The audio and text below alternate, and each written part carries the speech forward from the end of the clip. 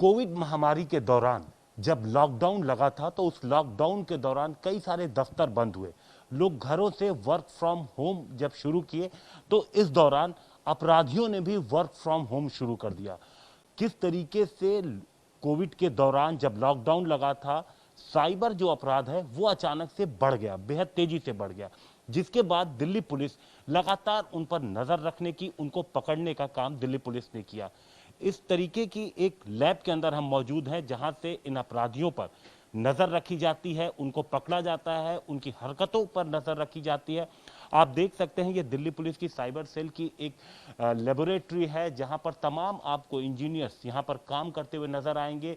जो कंप्लेंट्स लगातार आती हैं, चाहे मोबाइल में कोई मैसेज आता है उसके जरिए लूटपाट होती है या ईमेल भेजे जाते हैं फेक, उन सब पर नजर रखने का काम किया जाता है। कई सारे अभी दिल्ली पुलिस की साइबर सेल ने फेक कॉल सेंटर्स का भी भंडाफोड़ किया है जो विदेशों में बैठे लोगों को ठगते थे, उनको अपना टारगेट बनाते थे। अभी पिछले कुछ दिनों की अगर हम बात करें तो मेवात से बहुत सारे कॉल लगातार दिल्ली और आसपास के लोगों की तरफ गए हैं। 14,000 नंबर पुलिस ने ट्रेस किए हैं जो मेवात रीजन से ठगी के लिए ही ऑपरेट किया जा रहा था।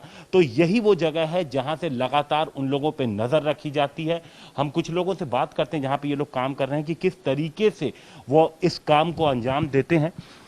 जो कोई शिकायत आती है, मान लीजिए कोई मेल आता है किसी के पास ठगी के लिए, जो आप देख कैसे ट्रैक करते हैं, कैसे उन अपराधियों तक उसके पहुंच पाते हैं? जी, जब से सबसे पहले हम उसमें देखते हैं कि मेल में जो हेडर होता है उसके एनालिसिस करते हैं कि एक्चुअल सेंडर कौन है और जिस मेल सर्वर के थ्रू आया है वो जेन्यून है या कोई फेक सर्वर है।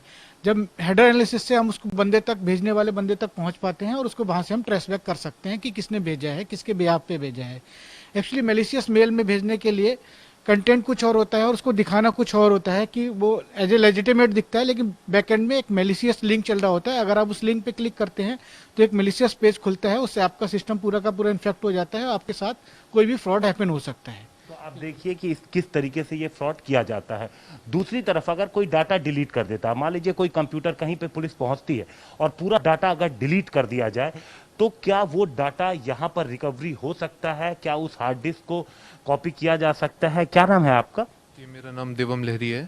मैं यहाँ पे मेमोरी फोरेंसिक एक्सपर्ट हूँ। अगर कोई डाटा, कोई कंप्यूटर मिला, आप लोग आरोपियों तक पहुंचते हैं, कोई कंप्यूटर मिलता है, तो क्या वो पूरा डाटा जो डिलीट किया जा चुका है या हार्ड डिस्क कभी कभी डैमेज करने की भी कोशिश की जाती है, इन कंडीशंस में कैसे करते हैं आप लोग? जी, जहाँ तक डिलीटेड डेटा का सवाल है, डिलीटेड डेटा की रिकवरी पॉसिबल है।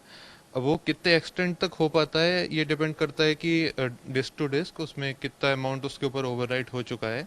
कई केसेस में पार्शियल रिकवरी होती है, कई में कंप्लीट हो जाती है। और डैमेज्ड हार्ड डिस्क के लिए हमारे यहाँ पे सेपरेट एक लैब है जहाँ पे एडवांस्ड हार्ड डिस्क फोरेंसिक्स होती है। वहाँ पे हम जैसे वाटर में डैमेज हो गई हार्ड डिस्क या फिजिकली ब्रोकन है तो उसको डिसअसेंबल करके फर्दर एनालिसिस करते हैं।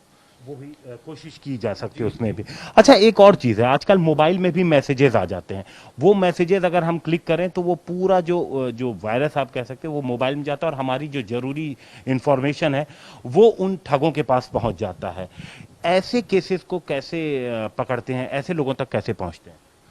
जी, इसमें सबसे ज़्यादा जो हम लोग जो भी मैसेज होता है उसका जो वर्क फ्लो होता है उसको ट्रैक करते हैं कि वो मैकेनिज्म किस तरह काम कर रहा है। ज़्यादातर ऐसे केसेस में कोई यूआरएल होता है तो हम उस यूआरएल के पीछे क्या आईपी एड्रेस है, वो कहाँ रजिस्टर हुआ था, इन सब चीज़ों को ट्रेस करते हैं। मतलब एक तरह से बैक ट्रैकिंग करते हैं पूरा प्रोसेस की और उससे हम लास्ट में सस्पेक्ट तक पहुँचने की कोशिश करते हैं। बैक ट्रैकिंग की जाती है और उसके जरिए सस्पेक्ट तक पहुंचने की कोशिश यहां से की जाती है।